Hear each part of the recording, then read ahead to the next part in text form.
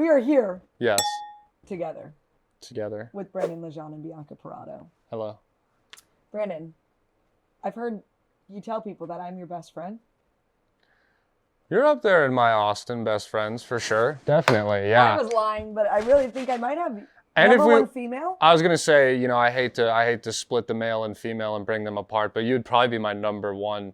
You'd easily be my number one female friend. No disrespect to the other ladies of the Austin comedy scene, but yeah, no, you're the only. Yeah, you're like one of the few female friends of mine that's coming to my wedding.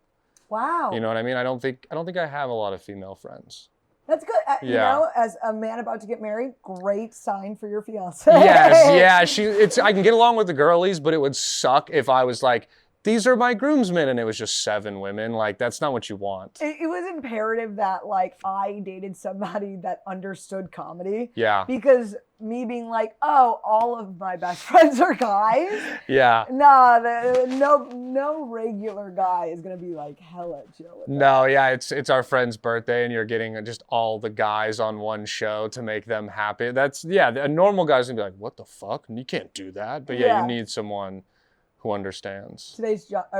Last week was John Heff's birthday. We're defining what you just said. Yes. Last week was John Heff's birthday, and we were all out of town, which was really sad because he actually threw himself his own surprise party. He did? Yeah. That's so sad. And nobody came. I wouldn't have came if I knew, but that's so sad that he did that to himself. No, we love John. Have you had a surprise birthday party thrown for you ever? No.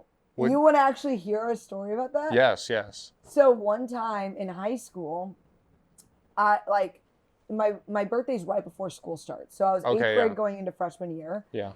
And it was like a back to school, like we went to the high school, met people, and then my best friend was like, oh, okay, we're going to do like a neighborhood party. You want to come over after? And I was like, yeah, for sure. I'd love to. Mm-hmm. And I really thought it was going to be a surprise birthday. Oh, no. Yeah, and I showed up, and it was just, in fact, a neighborhood party. And I was really bummed out. That's worst case scenario involving a surprise birthday party. Yeah, because you like look really cute. You think it's all going to be like a thing. Do you think anyone knew that you were thinking that, or did you hide it well enough? I think I hid it well, but I was definitely bummed out. Because you strike me as a person who might be too smart to surprise birthday party. Like, are you too aware? Like, I feel like you're aware of people's actions, how they're moving. If like Spencer was suddenly like trying to force you to go somewhere out of the blue on your birthday, I feel like stuff like that you would notice. No? Well, you would have to be very strategic about it. Mm-hmm. Because it would have to be somewhere I wanted to go. Yes. Because I'm so okay with him doing his own thing for things I don't want to do. Yeah. That if he was like, oh, we're going to go here for this. Yeah. And I didn't want to do it, I'd be like, oh, why don't you just go by yourself? Yeah, okay, that's smart, yeah. It'd have to like really entice me. Get you excited about it. Yeah, because like I used to suffer from FOMO way more than I do now. Yeah. Now I don't really. And so now when things happen without me, I'm just like, I hope you guys had a nice time. Yeah, that's not that bad. I thought I was too smart, and then Erica threw one for me, and I had like no idea. I don't know if we were like friends. Was this recently? No. This was like 3-4 years ago, and it was she like you said, smart. So where I wanted to go, she took me to laser tag, like the giant laser. So I was already like, yeah, we'll go, and we had plans. She let me already plan my own birthday thing that night. Yeah. So it was like, oh, we'll go to laser tag, and then we'll get to go see all my friends later. And then they were already all there because I thinking it was just us, like, took my time, smoked a bowl. We were like 40 minutes late to when we were just because of me. And she's trying to call me and be like, no, hurry up. The lady who's like late to everything. But they got me so good that like Jordan yelled, happy birthday. And it made me jump. Like I was startled. I thought a random person was just like screaming nonsense at me. And then it was like 10, 15 people. We blazer tagged. It was nice. Wow, that's awesome. Yeah, it was pretty fun. When's your birthday? July 24th. You seem like a July guy. Yeah. I don't know why. Like I kind Leo of just had energy. A feeling. I'm a Leo too. Yeah, so is Erica. Yeah, Leo gang. We are Leo gang. Yeah, I don't really like pay attention to those star signs, but I know mine. And that's I know about mine, which Yeah. is very Leo of us. Yeah, and it's to all not give so a fuck Leo. about anybody else's. Yeah, so you can also just talk in very absolutes with any of those. You can be like, oh, that's so Scorpio. And it doesn't matter when it is or what it is. Someone will be like, I know someone born in that month that does that. Yeah, you'll find it. You'll make Yeah. it make sense. Yeah.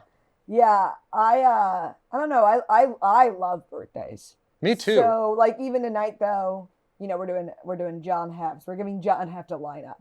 Yes. Bad lineup. I wouldn't pay money. Yeah. Yeah. So that is a big pet peeve of mine, is this thing that it's a grown men thing that we do, that if it's not your 21st, 30th, 40th, or 50th, you're not supposed to give a fuck. And and on the same vein, I hate like it's my birthday week ass person, but why, like, okay, I'm turning 29 this year. I want to go get drinks with friends or have a dinner that's not insane, or like, because whatever bad childhood you have, I can't now throw a party for myself. Also, in my opinion, it's a great reason for people to get together. Yes. So like my birthday's at the end of the summer, and the last couple of years I've just done like a big pool thing. Yeah. And it's like, all the friends come to the pool, you bring your own beer, you bring something to grill. Yeah. And that's just it. And like going to a bar, going to an affordable dinner. I have been to a birthday party when I was poor. Yeah. And then we went to like one of those, like everybody split the tabs, nice sushi restaurant. Oh. So I ordered light, and then I got like hit with like a $96 bill. And I'm like, I can't. I literally, you know? I literally can't. Yeah, that's the worst guy, when you got to be like, if you look at the thing, I got the water and the bread actually. Yeah. I'll pitch in for tip, but that's about it. Yeah. Yeah. I have no problem being that guy. You kind of have the biggest party of your life though coming up. Yeah, the wedding. I know. Yes. I'm excited and kind of nervous. What makes you excited? What makes you nervous? Well, I mean, I'm excited because like, well, now that I've been to a few weddings, I'm starting to realize a lot of people get married and they don't love the person that they're marrying like fully, or to the amount that I love Erica. So, you know, I feel like a lot of times you talk to different people who are having weddings and they're stressed, like, you know, we got forced to get married. Oh, like they're nagging me. Oh, like, you know, it was rushed, a pregnancy, random things like that. I'm like excited. It's a long time coming, but not like pressured. We're both super excited. We had a long time to plan it. All that makes it very fun. I'm nervous because I just went to a friend's wedding that I was one of the groomsmen in, and great wedding. They love each other so much. Perfect wedding. But even being in the party, I felt like it went by so fast. Yeah. And then now I'm like, dude, am I even going to get to enjoy it? Because it was like, you know, you get ready and that went by so fast. And then you do the reception and you got to go take pictures during cocktail hour. And then there's the speeches and the mom and son dance and all that. And then all of a sudden it's like, all right, we got like an hour and a half to like have the biggest party ever. Yeah, actually enjoy it. Yeah. So I'm nervous for that. Also, like, I always thought I had like a really perfect family, and then I'm starting to realize that my family's fucking insane. They're great people. You've met a lot of them, and they're great.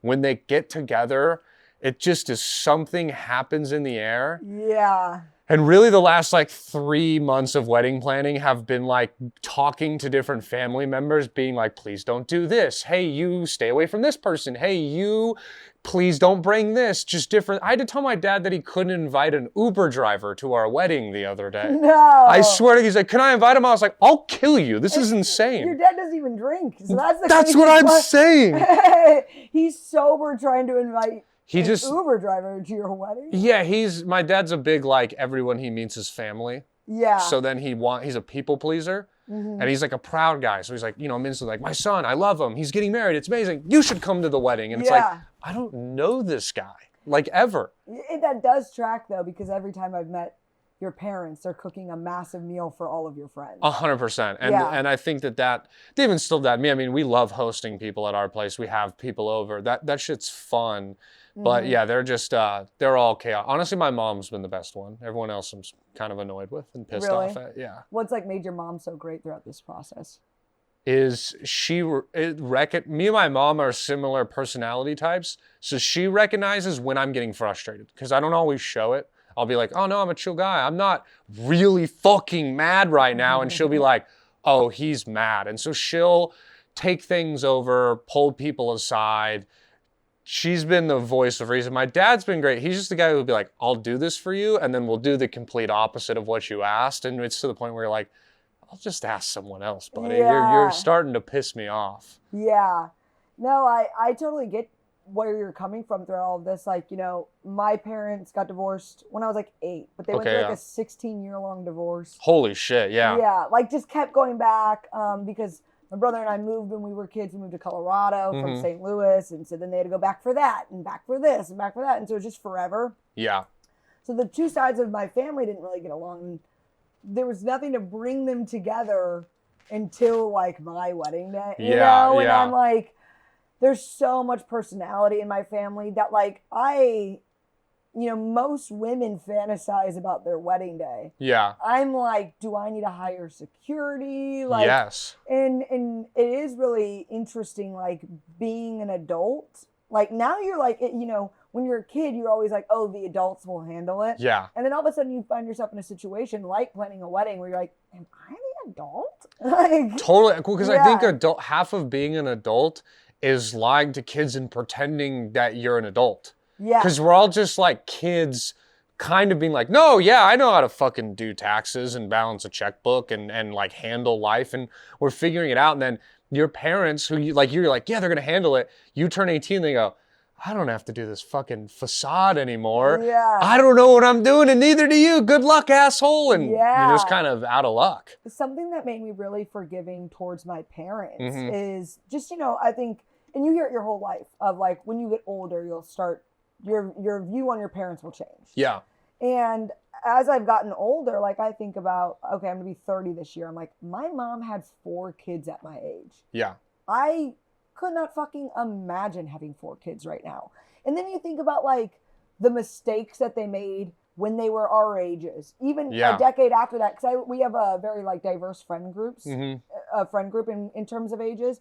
And I look at some of our friends where it's like, yeah, I mean, these are like real people that like make mistakes. We kind of like put our parents on a pedestal, of like, you should do no wrong.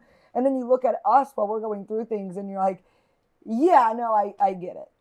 Life is hard and you fucked up sometimes. Especially with like the 2 generations of our parents and us, with just like how the world has changed. We're buying houses, getting married, doing everything later. So I mean, like, I'm 28, about to be 29. I mean, my parents were married, owned a house, and like had just had me at this point. Yeah. And it's like, I guess I'm not like that crazy far away from that, but it is just, you're like, oh, I'm still like doing this stupid, like I've let my health insurance lapse 3 times this year. Like, and all it takes is me figuring out how to set up auto pay. And I work with technology for a living. I should be able to, it's just laziness and dumbness. And like you said, being a human. And then we realize like, oh yeah, like when my dad let me watch Nightmare on Elm Street at 6, it was only 4 years from now. I see why he maybe thought that was a good idea. I'd do some. Make a nice memory with his boy. Yeah. He was just trying to mow the lawn. Yeah, he didn't know he was going to traumatize him. Yeah, and you look back and you go, it was my fault for my dad is in the middle of mowing the lawn, and I go, well, I don't know what to watch on TV.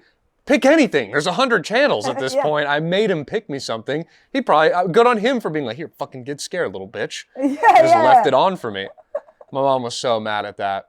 Because he just left me and my cousin watching Nightmare on Elm Street in like broad daylight at least. But mom came home and we'd taken all the couch cushions off the couch and built a fortress around ourselves that we were peeping through and watching the movie. Yeah. And I can still remember my mom just, Stacy, what the fuck? It was like the first time I heard her curse. She was so mad at him. And also rightfully so. And she's probably more pissed, not even for the traumatizing of the children, but like, look at this mess I have to clean up. Yeah. I got to remake while you get to fucking get sun and mow the lawn. I've been helping with like my sister's kids a lot more. Yeah. And you wake up with the kids and then you feed them and then you play with them and then you hang out with them and then you're like, how do people do all of this? Anything. Like also just like, and then we're so blessed to like have such like a kind of a relaxed, we work all the time. Yeah. Being comedians and people that create our own financial stability. whether it's through producing or editing or whatever else. We have our own schedule that we set that's also a schedule that's like 24/7 at the same time. Yeah. It's we work when we want, but we work all the time. But then I look at the people that go to like do a 9 to 5 and I'm like, how do you guys go to doctor's appointments? When do you go to the grocery store? When you get a haircut, like, when do you do anything during, that's like, as I've gotten older now and we have the job we do versus all my friends now have adult jobs, like hitting them up at like a Tuesday at 4 p.m. because I'm free to play video games. They're like, dude, it's 2 p.m. over here. Like, we all have like 3 to 4 more hours of work, a commute home, like bills, we got to make dinner. I'm like, oh yeah, that fucking sucks. But it fucking sucks. But then also then when we go somewhere, I'm like, who will let me sleep on their couch in their Airbnb room? Because I can't afford a room by myself. Exactly. Yeah. You're like, oh, and the other benefit of people who do work 9 to 5 jobs is that their work ends. When they are just off at 5 o'clock, they're done.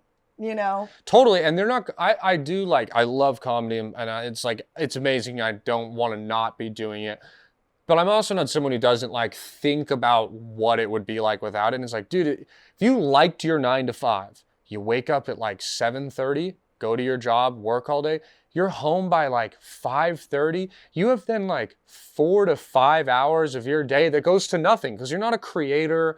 You're not trying to make videos. You're not trying, like maybe you go to the gym and you like have your TV show you watch. And I do also think that gets boring and depressing. It's like the grass is always greener, but I do always think about that and do envy people a little where it's like, I haven't seen the newest show because like, I have a spot every night this week and I work every day this week. So I don't have time to watch anything. Do you try to take nights off? Yeah, normally Tuesdays, honestly, because there's like not a lot of comedy and it's like once a month I'll do like your show or the Buta show or something. But it's like I try to, but also like at worst, and I hate saying at worst, but like at worst, if I have to sneak away for an hour to an hour and a half, because I could ask to go up at a certain spot, show up 10 minutes before my set, do it, and leave right after, and there'd be nothing wrong with that. At worst, if I have to do that, like it still is like a night off, but I get I get the anxiety of a show all day, thinking about my set, just kind of having that loom over you is like stressful, I suppose, for sure. But otherwise I like what we do. It's pretty chill. Yeah, no, I mean, I love what we do. From like a female's perspective, the only thing that kind of like sucks for like what you just said about like, being able to kind of bounce in a spot and leave, it takes an hour for me to like do my makeup and get ready. And so like to even go do one spot, I have to have the same amount of prep time. And then you go do it. So it's like, that is the bummer of like being able to just kind of like bounce there and back of you're like, it's just not the same. You have to like look nice. And then you're like, I didn't want to like do my makeup to go out for 30. I mean, it's the thing where like, I've had to start making sure I brush my hair because if I don't, I look like a crazy person. And having to brush my hair, I'm like, what do you mean I gotta brush my hair? It takes 30 seconds, but as a guy, you're like, I brush my teeth and go, phone, keys, wallet, let's go. Yeah. What's funny is your hair brushing has been working for you. Before you got here, we were all talking about how nice your hair is. Oh, hell yeah. It looks great today. Thank you. Yeah, I've been trying to wash it. I got product in it. I like all the things of like the SPF of Erica just being like, I don't know, I guess as a guy, you're just like so programmed to not care about looks, but we all do. I mean, like, dude, like all of high school, all you do is literally try on like different costumes and outfits to figure out which one, like enough girls will be like, you look hot in that.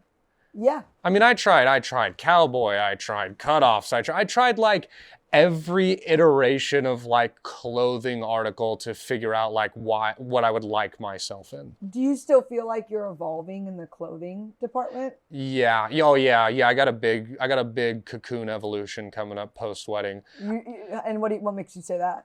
Well, I've been putting away so much money for this wedding that we already have agreed, like, I'll always be a graphic tee pants guy, sure, like, but I would like some more collared shirts, sweaters, sleeves, attire that looks nice on stage since we're going on stage so much. And so my plan is post-wedding, now we're not putting away thousands of dollars a month for a wedding. I'm going to go down to San Marcos Outlets with one wedding payment and have a brand new wardrobe. Yeah. And get some new shirts. Honestly, just like new shirts, just stuff to match, like stuff that looks adult and looks nice, and even maybe stuff I can get away with wearing pants or shorts that looks presentable, so I could go on stage in shorts and not feel, I already kind of do sometimes, but not feel bad about doing comedy in shorts. Yeah, this has been something that's been going on with like Spencer recently. It's like his style's evolving.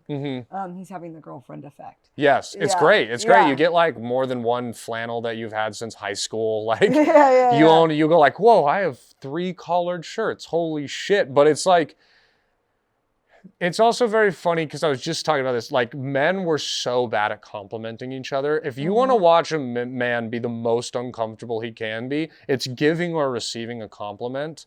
And it's like, if you put on like a nice shirt, like your friends literally start treating you like you're a hot girl because they like want to be like, dude, nice shirt, but they start getting like awkward around you. And instead of just being like, hey man, you look really nice in like a light blue collared shirt, they go like, fucking gay new clothing, bro, trying something out, dude. Trying to be Chris Pratt. And you're like, just tell him he looks nice. And you're like, it's like pulling the hair on the playground. Like, they're negging you. Every guy's just negging you instead of being like, hey man, you look really nice in those colors. Yeah. It's that easy. And it's like this culture of like, and this has to do with like comedy in general, where it's like, there's been a culture built around like, hey, you have to look bad. If you, you have to look bad and feel like shit if you want to be a real artist. And it's like, or you could like look nice. And here's the thing, that is, I think, the true evolution of people as they go through comedy, entertainment in general is like, and I'll stick to comedy for this because I've seen, we just saw like Ali Sadiq last week. And he comes out and he's in his nice outfit and his shoes. And it's like, he looks like the guy that's supposed to be on stage. That's very fair, yeah. We don't have, when you go see concerts, there's graphics, there's lights, there's other people and band members on the stage. With comedy, there's just you. So you need to go out there and say, hey, I'm the guy leading the show. I'm the entertainer. And the only vehicle we really have to do that is clothing. Yeah, that's a really interesting way to look at it, which also then does become a problem because then sometimes you turn into like oh, I wear wacky shirts on stage. Or we've all have like a friend that you're like, a joke is like pertinent on their like clothing article and you're like, oh, you need that now for your act. Like that stuff sucks, well, obviously. That's when clothing becomes a crutch. I think more so in the sense of just like looking nice. You know, like you can even be like, if you're like a basic guy that's like, I don't want to wear flashy shirts. It's like, well, then wear a nice quality white t-shirt and good jeans and nice shoes. You know, like you can still be simple, but look elevated. And you are right, there is something though about the way comics dress that they look like, and it is a slightly weird spectrum where it can be like either really nice or really kind of like chill thing, because it is funny where it's like whatever has happened in my style, and I'm sure it has to do with comedy and being on stage every night. Like now if I show up to like a club or a show that I'm like not familiar with, like no one's ever like, hey, don't go in there. They're like, you're one of the comics, right? It's like, and it's like maybe because I dress more like it now or present yourself like it, but I never thought about it that way, where it's like we have to present ourselves as the performer. You have to look in some way, I guess, a little different than everyone else, whether it's confidence, swagger, a lack of giving a fuck, a hyper awareness of giving a shit, stuff like that. I'm guilty of this from the audience perspective, and guilty isn't even the right word because it makes it seem negative, but just an observer of it, of like watching a comedian come on stage that I don't know, but because they look nice, I'm like, they're either good at comedy or have made their money doing something else in the world of like maybe sold a script or act or whatever else. Like the better they present themselves, the more I initially take them seriously. That's very fair. So, yeah, I mean, it's like, that's like a lot of jobs though, honestly. I guess if you really think about it, like even from like a construction worker, if he shows up with like a tool belt and he has the helmet on and the vest and everything, you're more excited if that crew shows up to your house than like a bunch of guys in like ripped dickies and a white t-shirt. You know, you're like, I might get a good deal or they might fuck me over right now. Like, it does kind of work with, I suppose, everything. Well, it's also been scientifically proven that your outward appearance does affect the way you feel internally. even as much as like, that's kind of like the whole problem around like the working at home culture is like, we used to get dressed, go to the office, right? Now these people are able to do meetings without pants on. And so it just kind of like naturally brings down like your confidence. And even in other ways, like I mentioned, I'm a little OCD. When I get home, I have to take a shower. I take a shower and I put on my night clothes. If I get home and I mean, Spencer's tried where he's like, oh, let's just go straight to a movie. And I'm like, I will feel so uncomfortable the entire time we're watching the movie. I won't be able to relax until I'm like ready for the nighttime. You know, like I get that. It's like your clothing kind of symbolizes like this is what I'm supposed to be doing at this time, you know? Yeah. Yeah, my OCD is more like planning stuff. I'm like an over planner, so it's like when I literally when I was waiting for you to end, I was just sitting there mentally planning out every hour of my week, which I'll forget because I wasn't writing it down or anything, and I'll just like plan every day. That's just like all I'm doing in my head, which is like very bad, but also I suppose helps me get a lot of shit done. But if I start something, I like kind of have to finish it, or I have to know when I'm finishing it, or that like stresses me out. I can't just like set something down and be like, okay, we'll deal with that later. Like I already know like what I'm doing like for the rest of the day pretty much. Like, you know what I mean? Like it's already all planned out. Have you planned much of your wedding? It's already kind of planned for us because we went with like an all-inclusive venue, and it's also just like a wedding follows like a structure. But it was, to your point, literally when we left that wedding, and it was kind of like the closest wedding to ours where I was really taking notes and watching the structure. I told Eric, I go, oh, I'm so excited. I get to sit down and plan out every second of the 4 days leading up to the wedding now. Now I know everything, and now I won't stress because I'll have a plan, and then it will be fine. Yeah, because one of the questions I was going to ask you is, what is something that surprised you when planning the wedding? Was it like your level of involvement? Was it certain details? I guess like one, the details of like I didn't know what a fucking runner was, like the little thing you put under a plate to make like the plate look wider and nicer, and like having to decide if we wanted like a runner like copper or pink or white or black, and then like picking the like flowers. Yeah, okay, I understand. I got to pick the type and the color. No, I got to figure out like what kind of vase they go in. If it's a vase, and if there's like an accoutrement next to it. Is there a cactus? Is there a succulent? Like, well, that's more in like food, but I'm talking like, does it have fairy lights around it? Do you want bead lights? Do you want soil? Do you want like a clear one? Do you want it clear with dots? Do you want a fuzzy, like a shower where you can't see through it? Do you want like gold silverware? How do you want the napkin folded at your wedding? I've never thought about folding a napkin in my life. Yeah. And I'm suddenly going like, oh, do I like the hammer fold or the flip fold more? Like, just shit like that where you're like, oh, I'd never thought of this. Yeah. And then I think the other weird thing has been like, I was like, I swear I'm going to be the guy that's like, you know, you see so often the cliche of the guy who's like, as long as there's booze and music, she can have whatever she wants. Like I wanted to give opinions, but then you kind of have to realize that like, it's like women will grow up like planning this day their whole lives, and you don't really think about it as a guy. So there's all these like female little like intricacies that I don't have to worry about, that she has to make the decision on, that like I can't advise like what makeup artist you should go with. I can't figure out when she's wearing makeup and not, you know what I mean? So it's like, you can't have me as the guy who's like, no, that one's better than that one. That'd be like me asking you to make sports bets for me. It'd just be a waste of our time. So like stuff like that has been very weird, where I can see she's stressed and I can't do anything to help, which then makes me feel like I'm not doing anything. But to do something, you almost have to not do anything. You have to just be like, she'll figure it out.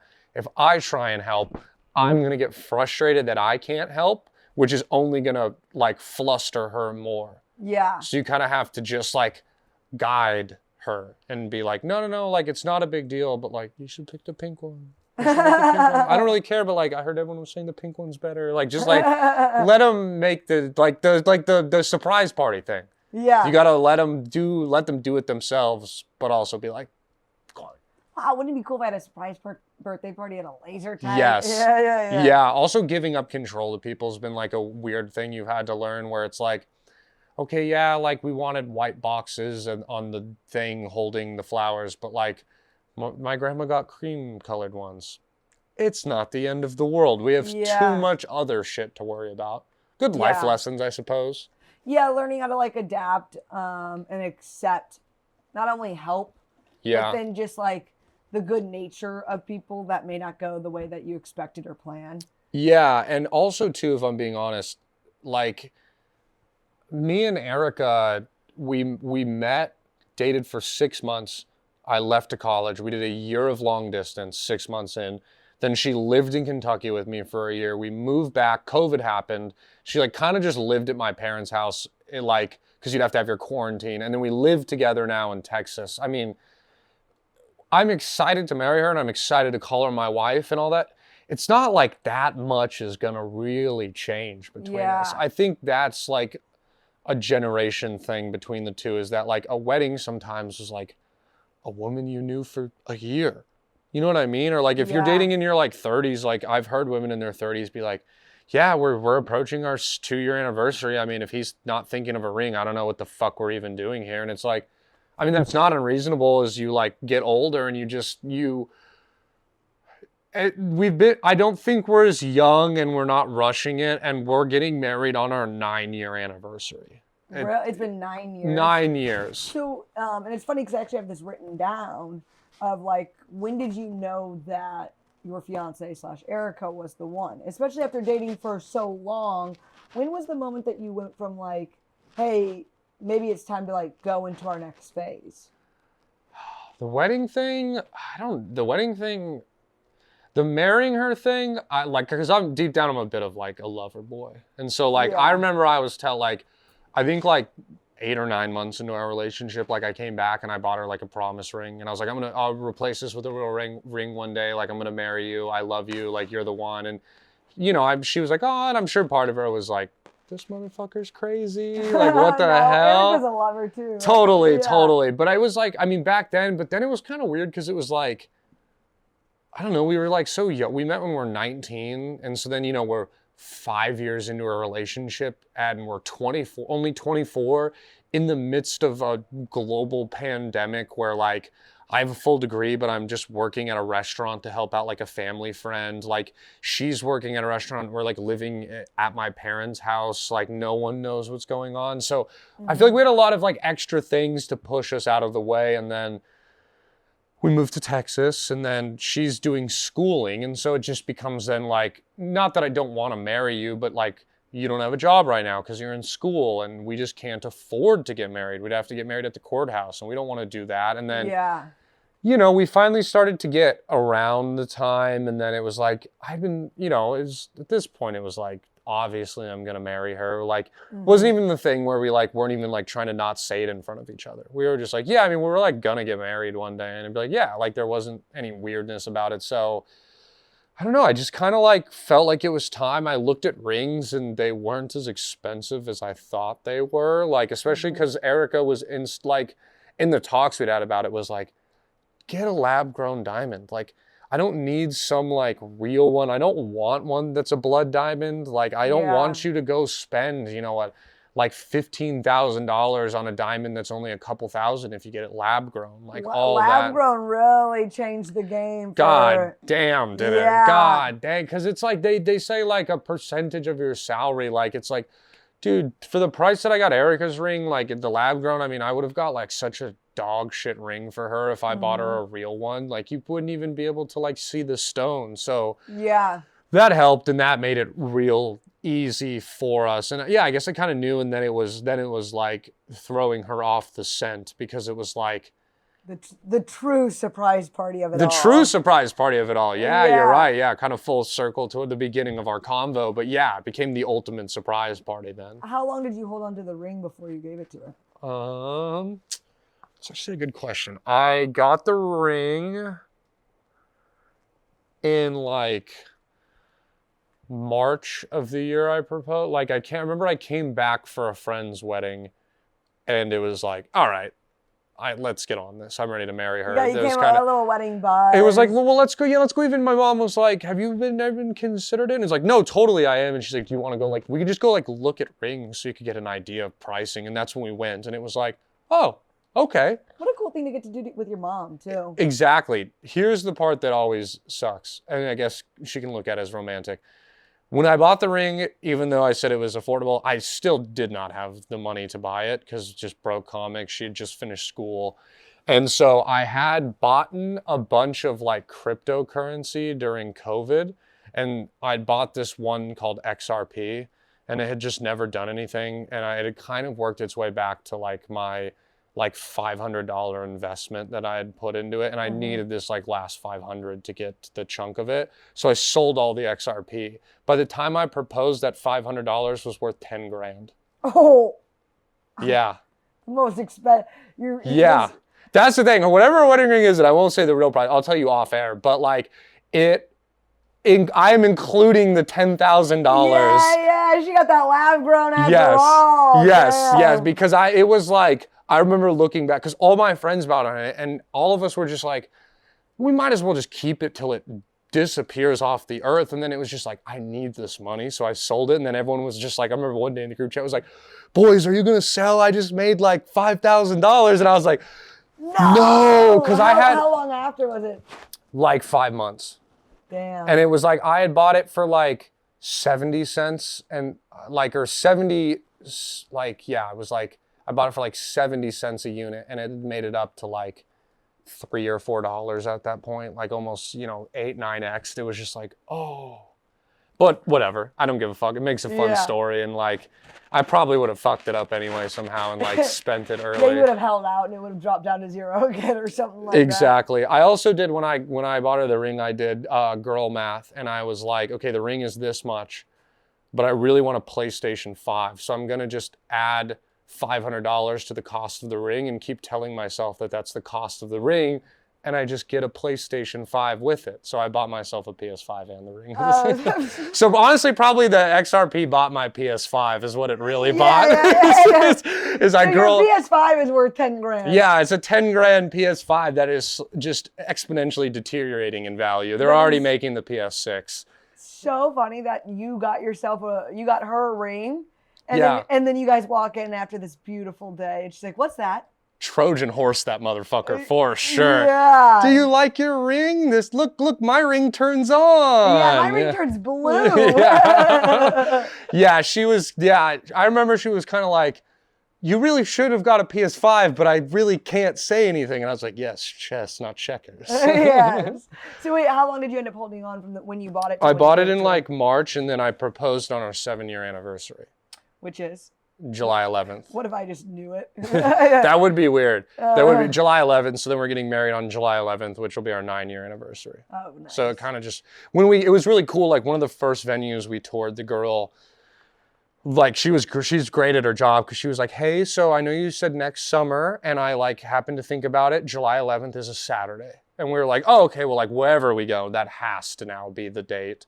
But proposing, I had to come up with like a super elaborate lie of the surprise because we were going to be camping. Me and Erica met at a campground, like a family camping thing. We'd bring friends. She was my cousin's friend. I was hers. We met, hit it off, went on a date, rest is history. But we were going to be back there camping because my family goes there every year on our 7-year anniversary. Yeah. Which is too obvious to propose. It would almost be like, he has to be.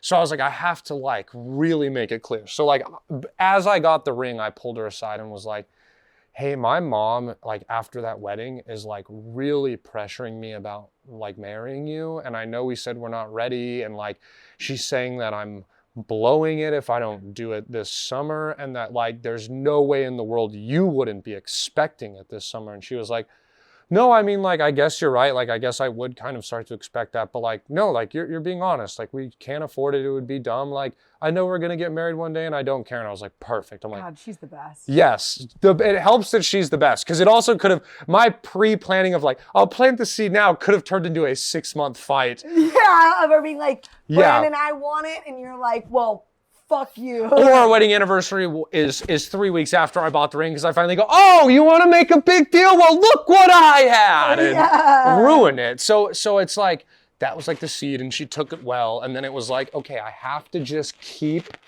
like almost making jokes, occasionally being like, did you let your mom know that I'm not proposing? And like, you know, like really to the point.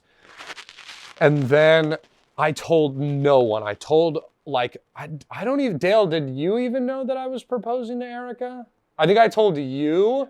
You know what's funny is I told Dale and I actually like kind of told just a few random people in Austin like the last week that I was like, Erica's never going to talk to John Turkel. I'll tell John Turkel. Like that totally happens with secrets. You hold it for so long and then you're like, why did I just tell like the front desk of my hair salon? Yes. You know? Yeah, and John's like, my boy.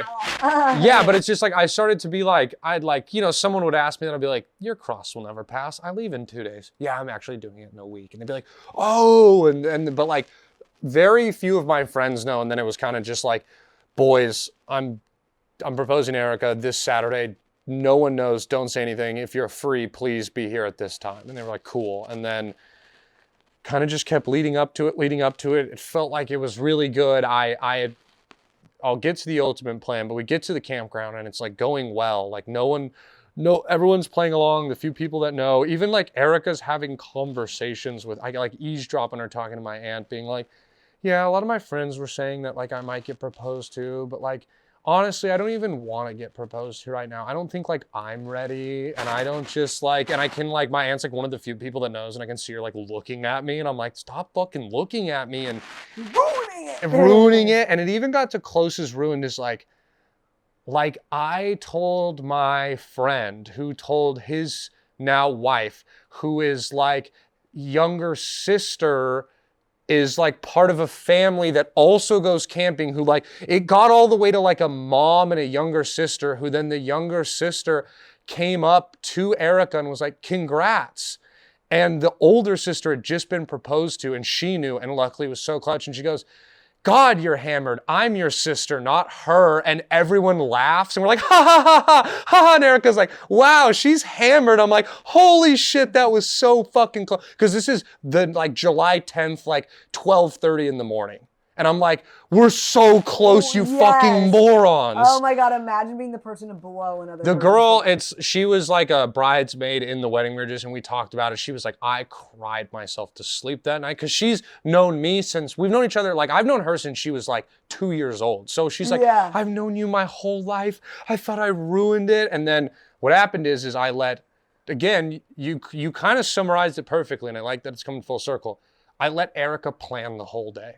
Because I was like, none of what you want to do is going to actually happen. And I need you to not I need to not tip any hat.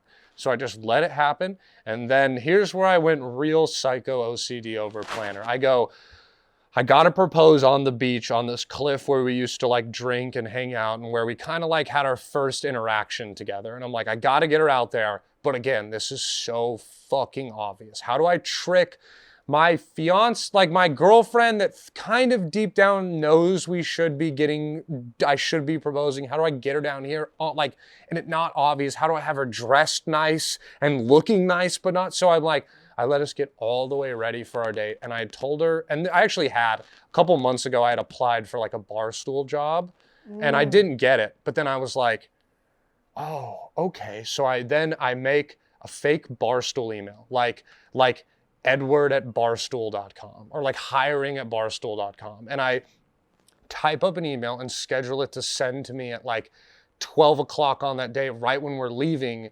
And it goes, hey, we had some last minute cancellations. We really like you. We need you to film a funny self-tape video, edit and due by midnight Eastern Standard Time tonight. No extensions. You're one of our finalists. And so I go like, Erica, like as we're getting in the car, I go, holy shit, look at this fucking email I got. And so she's like, oh my God, that's amazing. And I'm like, okay, hell yeah. I'm like, I got to go down and film the video. Like, can we please? I go, if we don't do it till after, I'm going to be so stressed on our date. I just want it to be a good day. And she's like, yeah, of course. And so we start walking down and then I start to be like, oh no, like. She's about to find out, she's about to get married to me and realize I don't have a job. Yeah, she thinks that I'm getting like a life-changing job, career change.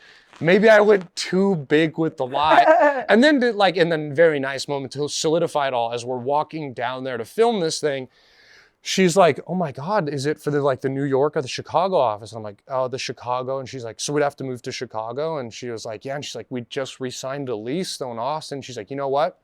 I'll work. I'll stay in Austin. I'll make sure that the rent gets paid there. You go to Chicago. And when we have enough money, I'll move out there. And you're like, oh my God, I love you so much. Like, this isn't happening, but you literally were just willing to do long distance again with me at 7 years into the relationship. There's no, if I was having any I don't know if I should do this, it's gone now. And so then we get up there and it's on this cliff, and my mom has gone there early, and she's hiding in the lifeguard tower with a camera to take pictures and stuff. Yeah. And then it sucks because she went to I did a take and messed it up. And then I was like, here, let me do another take. And I said, here, just turn the I was like, restart it. And so she cut the camera so it doesn't have, because I could have got a POV shot because she's filming me, and I just go okay, hey, I'm Brandon here. And then I was just and I got down on it, I was like, I know we said we'd wait. And she goes, what are you doing? And I was like, I know we said we'd wait, but I couldn't wait any longer. Will you marry me? And then she just started bawling, and then my mom's there, and then it's perfect. And she says, well, actually she didn't say anything for 5 seconds. She just went, and I was like, you have to say something. And she goes, yeah, of course, yes. And we hugged, and then I had to be and I'm, by the way, the job thing was a crazy lie that I made to throw. She's like, wait, so there's no job whatsoever? And she's like, oh, thank God, we don't have to move. We don't have to do long distance. And then it was oh, perfect. And then we come back, and then now her best friend is there. My best friend's there. All our friends have arrived. Her parents are there. My parents have now decorated the campground. It says engaged. They have a cake. As soon as we leave, they send my sister Paul Revere with 2 fucking lanterns. He's proposing, and gathered the masses. It was a really cool moment. And then everyone was there. It was super nice. Wow. Yeah. And then it's all coming full circle this summer. Yeah. And I'm fucking pumped. Wow. And do you have your suit and everything? No, that's currently a giant problem that the groomsmen are trying to figure out.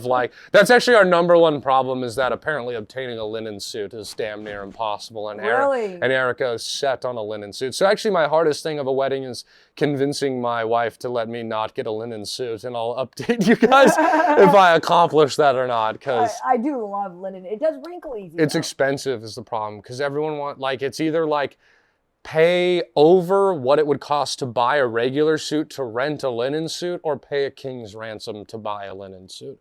How much does a linen suit go for? 5 to 6. And it's wow. We were buying. Honey, that was your ring. Yeah. It's your ring times 6, baby. Yeah.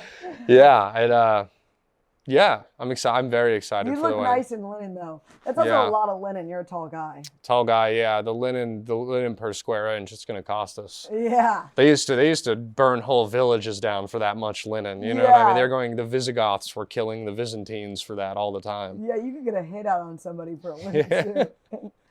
What is one thing that you really geek out over? I realized recently that I think I fun facts of any kind, really. And I think that I realized I have a thirst for knowledge, but my brain is too smooth to obtain it any way longer than 3 sentences. So I can only have Snapple's worth of facts. All right, now I'm on a big kick of figuring out our teachers, the propaganda that they did against Wikipedia is irreversible. They act like Wikipedia is a fucking Reddit forum where I could go on there right now and be like, De La Mendoza has super AIDS, and we could just spread that. It's not how it works. It's not. It's there's people that fix it, and you were just taught never to use it. So Wikipedia is where I get. And you can fact check it. It has sources linked with it to peer review. So you can look, you can actually see shit's real. I love going down Wikipedia rabbit holes. And right now I'm obsessed with and you can keep jumping to things where okay, finding out inventions that were invented at obscenely absurd times. Like the first flight was the early 1900s. They invented the parachute in the mid 1600s. 300 years. From cliffs? They just a guy some French fucking philosopher was what if I could float and fly with like cloth and wings and created like basically like a squirrel suit type thing that let him like jump off a high story building. I found out the other day, Pocahontas, she's taken by John Rolfe or whatever. John Smith. It's someone in Rolfe and Smith. To Pocahontas through marriage. Really? On my dad's side of the family. That's sick. Yeah. So they take her back to England. Fun fact. Yeah. That's what I mean. That's like a cool fun fact. We're just like, no way. And then you're like, that's like, we gloss over it, but in the grand scheme of like the world and that's insane that you're somehow related to Pocahontas. And then Pocahontas, because she went back to England, Pocahontas rode a train. Pocahontas died 6 years before the submarine was built. The submarine was built in 1620. 1620. Columbus was just discovering America, and a Dutchman built a submarine with pig bladders and a straw system that took air. It went 15 feet underwater. That's not a ton, but that's not nothing. That's a lot of For 6 hours, 15 people, and a guy fucking built a submarine that blew up. Like, in 500 years later, he's still, like, I don't know, shit like that just makes me like, what? Interesting, because the whole saying is when pigs fly. When pigs swim, dude. Yeah. When pigs fucking swim. Yeah. Also, that feels like something your boy's like, dude, I got this dope new thing, come check it out. And then you're getting down there, you're like, dude, is that a fucking pig's bladder? He's like, no, it's actually 12 of them. Yeah. You're like, oh. It's a lot of pig's bladders. Yeah. What is your favorite fun fact? I mean, because I'm a sports guy, so I like sports fun facts. I love the one that like... Sports fun fact. Sports fun fact. I love that a lot of the like legendary Yankees baseball players that we know of, like Joe DiMaggio, Babe Ruth, Lou Gehrig, like mid-game or just being like, hey, toots, meet me under the bleachers, and we're like fucking and sucking in like the middle of an inning and then like going out and playing left field. Really? All off like diets of like Coca-Cola, cigars, and bologna sandwiches. When did that end? Like no fornication during the innings. I mean, probably like in the like 80s or 90s when you had like AIDS. Videos and AIDS is what killed getting blown under the bleachers. Yeah. Magic really ruined that for everyone. I mean, probably honestly just like the fact that like there was now like a clubhouse camera that could see you bring some technology. Yeah, technology. Because I mean, hasn't stopped, it's evolved, because now it's like a thing if you talk to pro athletes that they're like, you know the thing, you're like, oh, a basketball player, like you probably get so much pussy. They're like, yeah, it's cool, but like baseball players got it the best, because like, okay, so you got your fireside piece in Atlanta. Well, you play the Atlanta Hawks as a basketball player, you fly in Thursday morning, you play Thursday night, and you leave Thursday morning, you got a game. Yeah. Baseball, you play 3 to 4 game series in a city. And if it's a city like Chicago, sometimes you'll play the White Sox and the Cubs back to back. You're spending 6 days. So like baseball players are known for just having like different almost like situationships across the country that they're like, shit, bro, we got a game in Atlanta. I hit 300 in that stadium and I got a fat ass girl who, if I buy her chocolate, she licks my balls. Like it's really like that for them, which is crazy. Yeah, because you don't really, baseball seems like the American man's dream house, like a little like good guy. You wouldn't think like, because you kind of think of like the basketball and the football players a little more of like they're the ones wearing like chains and the bigger personalities, and you got like guys like T.O. and Johnny Manziel and just like these larger than life, and then you have guys like in baseball, you have like Bartolo Colon, who's like a 5'8", 300-pound man who's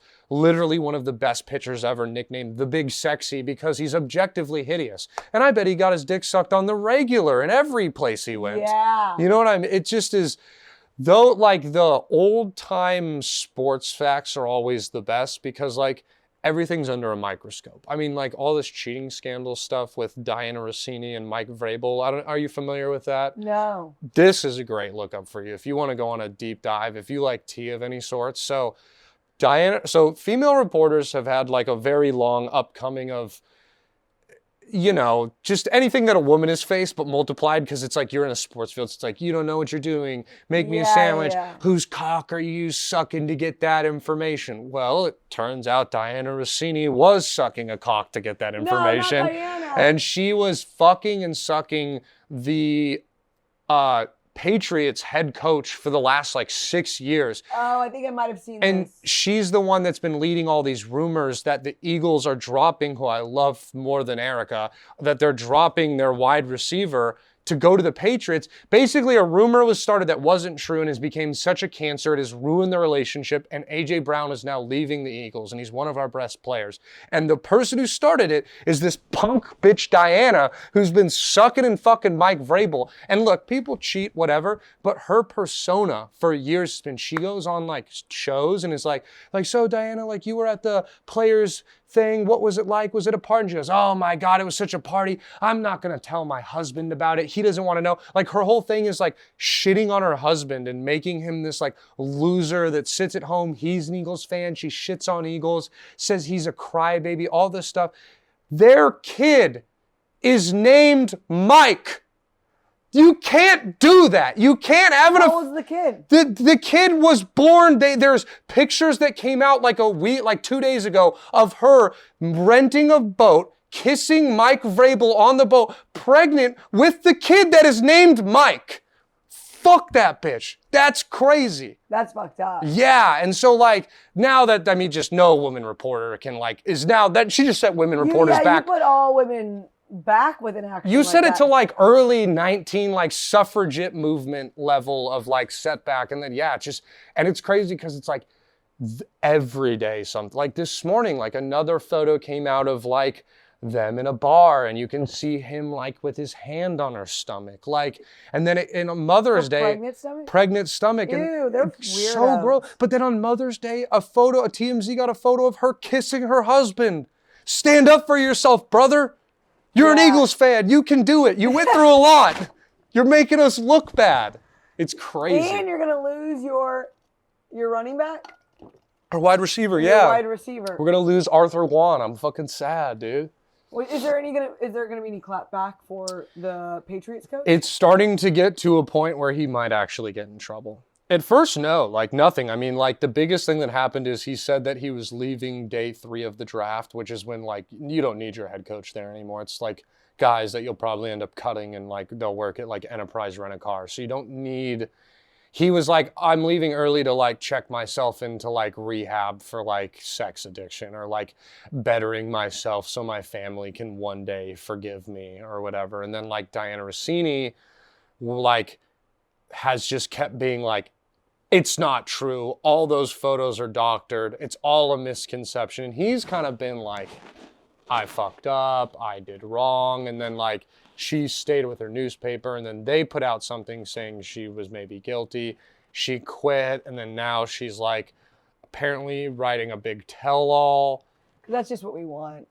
I mean, I want the tell-all. And then people think the problem is when the tell-all comes out, it's going to include things and Mike acts like he's a good guy, but he asked me to get insider info on a trade involving, and then it's going to end up with him probably getting fired and banned from the NFL, which I hope they all burn. Fuck them. You fuck with the Eagles. I told you it goes Eagles, Erica. It's a small gap, but they're both. And we heard you really love your wife. I do, yes. Soon to be wife. Yes, I did a good job of establishing that I very clearly love my wife. And I didn't really dive into the Eagles, but making that statement, you clearly understand. Also, I started yelling.